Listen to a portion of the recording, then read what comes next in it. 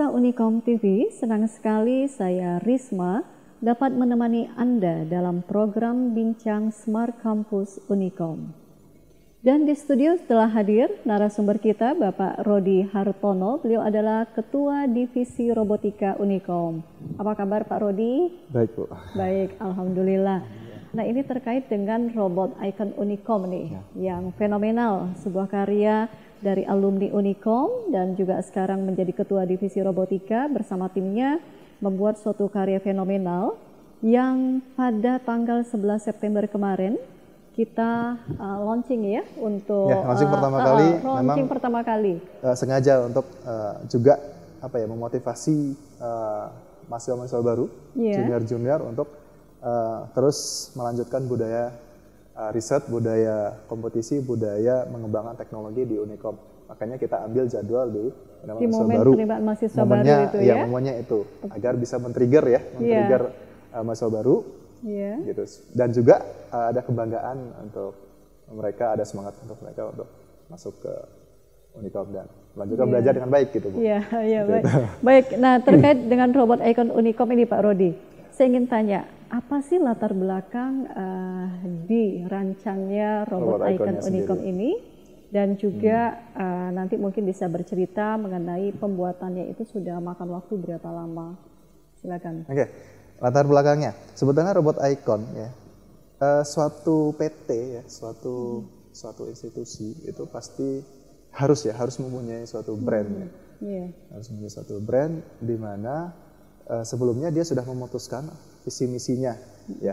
Nah Unicom visi misinya adalah untuk terus bisa mengembangkan teknologi gitu ya, yang berbasis teknologi, kampus yang berbasis teknologi. Nah apa teknologinya, apa brandnya? Unicom selama ini ya dengan kita memenangkan kompetisi dari divisi robotik, yang saya dengar itu adalah Unicom itu identik dengan robot. Nah, mana robotnya? Mana ikonnya? Nah, sehingga Pak Rektor terinspirasi minta ke kita di divisi robotik, tolong dibikinin robot yang bisa menjadi ikon di kampus kita. Kalau robot yang kompetisi itu kan prototipe ya Bu ya. Prototipe yang didesain, yang dirancang khusus untuk pertandingan tertentu. Walaupun kompleksitasnya sama robot Icon itu sama sebetulnya. Nah, bedanya dengan robot Icon, pastinya pertama menjadi branding untuk Unicomnya sendiri. Branding. Kemudian bagi kita ini adalah 1:1, artinya kita bukan bikin prototipe, kita bikin real robot. Yang mana ilmunya itu ya dari sama aja sebetulnya dari ilmu-ilmu kompetisi kemarin ya, barang-barang atau robot-robot kompetisi itu sendiri gitu. Komponen-komponen. Cuman desain bentuknya yang memang sesuai dengan apa yang kita inginkan. Kebetulan kita menginginkan ya berbentuk seperti manusia gitu ya. Walaupun sebetulnya pada perancangannya itu tengah ke atasnya manusia, tengah ke bawahnya masih mobile ya. Kita rancang seperti itu agar bisa luas bernavigasi gitu. Bisa luas bernavigasi ya. Ngomong-ngomong navigasi ini udah ke teknis ya Bu. Sudah ke teknis. Nanti saja. Nanti Ibu bingung gitu. Ya, jadi filosofinya itu Bu. Jadi brandingnya apa supaya dengan tanpa diomongkan ya robot ya berarti kan high technology ya Bu ya. Sehingga kita membuat dan mendesain robot tersebut untuk Unicom. Ini robot Icon ini kan sekaligus tuh, nggak tanggung-tanggung dibuatnya 3 nih. Ya, ada yang besar, ada yang kecil gitu ya. Memang biasanya 1 ya Bu ya, satu aja udah Icon, puluhan tahun ya Bu ya di risetnya. Ini 3. Nah makanya saya tanya tadi berapa pembuatannya berapa lama ini? Mungkin filosofinya dulu Bu. Kalau kenapa kita buat kok 3 robotnya? Kok 3? Sejarah latar belakangnya ini Bu, membangun Unicom itu kan melibatkan semua sivitas di dalamnya, stakeholder di dalamnya. Ya, dari pimpinan, dari pejabat-pejabat di bawah pimpinan, kemudian dosen-dosen, kemudian mahasiswa yang ikut kompetisi yang berhasil. Itu semuanya ikut andil di dalamnya. Sehingga kita memutuskan untuk bukan hanya 1, 3 lah gitu. Oh, gitu lah. Ya, itu mencerminkan budaya Unicom. Itu pertama alasannya kenapa banyak. Yang alasan kedua sebetulnya kita terinspirasi dari kisah pewayangan Bu. Pewayangan di mana di dalamnya ada tokoh, ada keluarga Pandawa ya Bu. Pandawa di mana di dalam keluarga Pandawa itu sendiri sebetulnya ada dua tokoh kembar ya, Nakula Sadewa. Nakula Sadewa itu identik dengan dua robot kecil yang kita buat. Kita sebut itu dua robot anak. Itu ya. Ya, dua robot kecil yang dimensinya 1 meter tingginya, kemudian lebar sekitar 50 cm kali 50 cm. Kalau yang besar berapa itu? Kalau yang besar itu ada satu lagi ya, yang besar itu yang Bima Bu ya. Bima di keluarga Pandawa juga. Nah, jadi itu besar karena memang Bima itu besar. Ya. Makanya inspirasi itu kita ambil dari situ. Kemudian ya yang kita tahu bahwa keluarga Pandawa tersebut menjadi inspirasi ini ya Bu, karena memang baik ya, tokoh pewayangan yang baik ya, keluarga yang baik. Nah, ini juga semoga ya mencerminkan ya memang budaya Unicom kita di Unicom, dan semoga menjadi budaya doa akademik akan Unicom terus ke depan ya. Akan terus terjaga kekompakan dan kerjasama di lingkup Unicom ini. Amin. Iya. Pemirsa, tentu Anda penasaran bagaimana sosok robot ikon Unicom tersebut? Sebelum kita melanjutkan perbincangan ini, kita ikuti mengenai robot ikon berikut untuk Anda.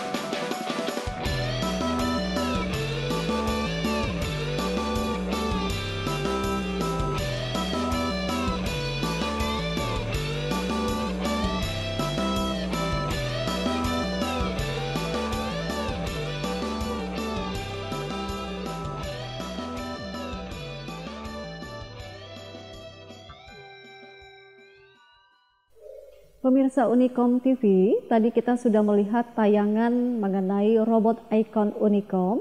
Berikut kita akan tanya-tanya seputar mengenai robot yang barusan pemirsa lihat, Pak Rodi. Tadi kan kita sudah melihat nih tayangan robot ikon Unicom. Nah, coba Pak Rodi mungkin bisa menjelaskan kepada pemirsa fungsi kontrol masing-masing robot tadi.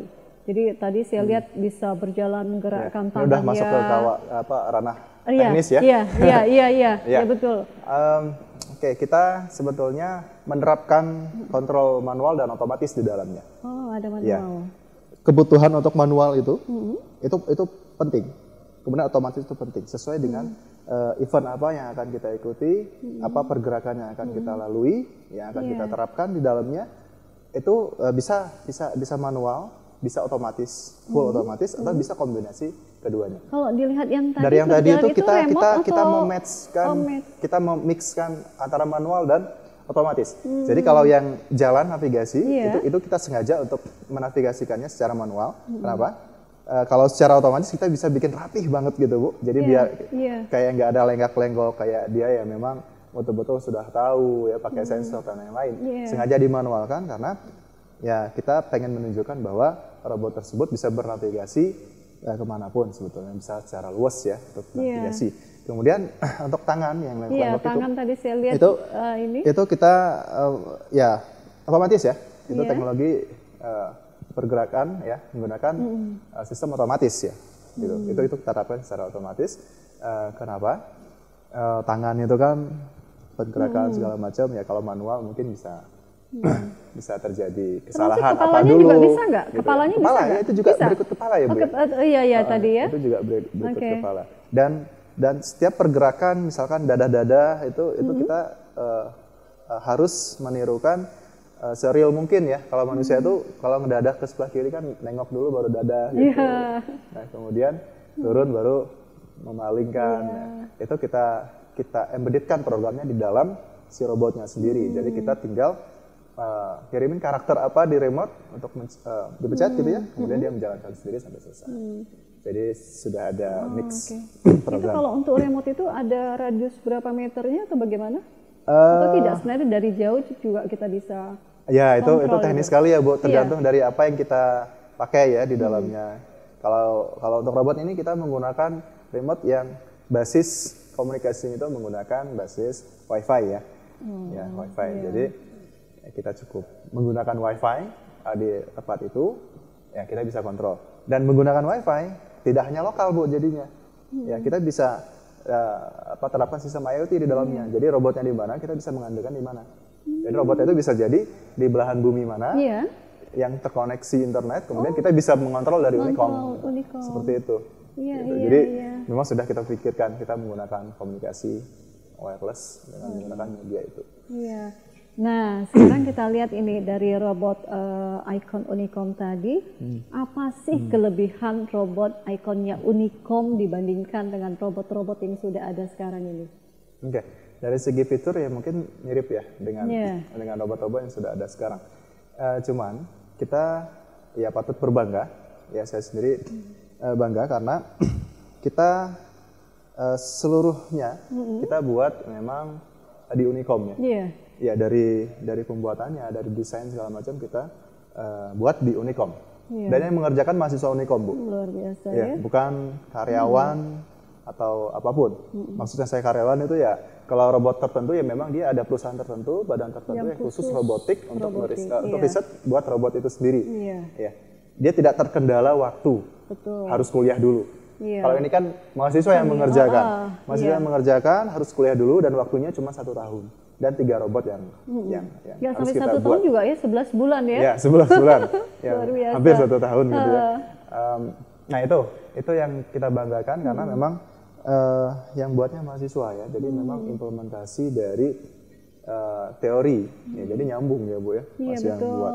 Nah kemudian kalau di pihak-pihak lain, ya mungkin kalau di kampus-kampus lain menggunakan robot kit untuk apa ya, untuk riset, untuk menanamkan kecerdasan, untuk mengimplementasikan teori yang mereka dapat.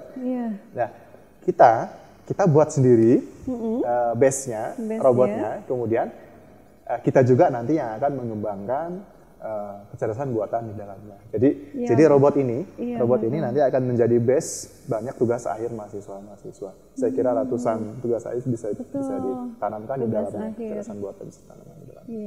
Ini pengembangannya yang tidak akhir menurut saya. Pengembangan tidak ada akhir dan nanti muncul karya-karya yang baru lagi ya. Kita punya base, ya dengan base itu nanti kita akan tampilkan ide-ide atau kecerdasan lain. Selain dari yang fitur-fitur standar yang kita udah terapkan tadi. Ini versi 1. Ya nantinya akan ada versi 2, versi 3. Base-nya sama, tapi kecerdasannya berbeda. Kecerdasannya berbeda. Kecerdasannya ditambahkan ya. Iya. Ditambahkan lagi ya dengan fungsi-fungsi yang lebih, saya pikir ya. Oke. Baik pemirsa Unicom TV, Pak Rodi, terima kasih atas waktunya.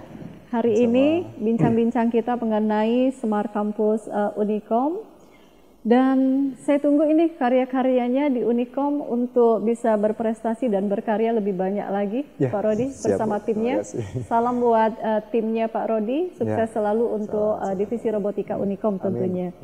Demikian bincang-bincang divisi robotika Unicom kali ini. Saya Risma pamit undur diri. Sampai jumpa di episode Bincang Smart Campus Unicom selanjutnya. Terima kasih dan salam Unicom TV.